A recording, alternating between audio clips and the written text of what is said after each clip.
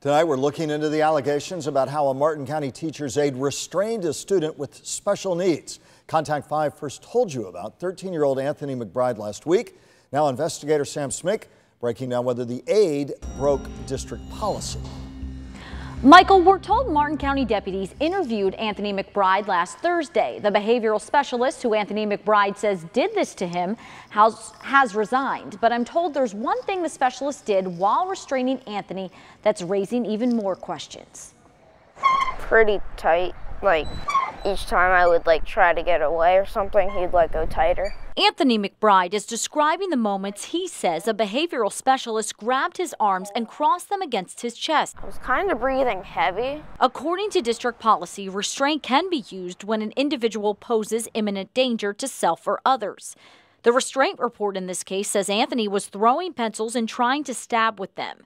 Anthony tells me he was picking them up off the ground after knocking them off a desk when the aide grabbed him. Then put him down to the ground and held him like this. The restraint report mentions red marks on his rib cage. Pictures his mother says she took the next day show a bruise on Anthony's chest and a large scratch on his side, as well as a bruise on his back. My chest was it hurt, how it would feel get it pushed on, hard. Florida law calls restraint that restricts a student's breathing illegal. The school district's policy also makes that clear.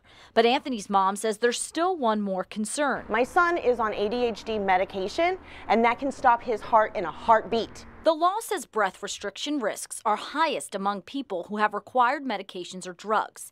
Attorney Gary Lesser has worked on similar cases. It should never happen, especially where a student is on medication, where their ability to physically move and to breathe is restricted. The district says there are no rules or policies relative to medication in and of itself, but the district does take individual medical concerns of students very seriously. We have these laws in place to protect students with disabilities and those who are taking medication for disabilities for a reason. I don't even know how to even express the anger that I have for this because my son is in fear to go to school.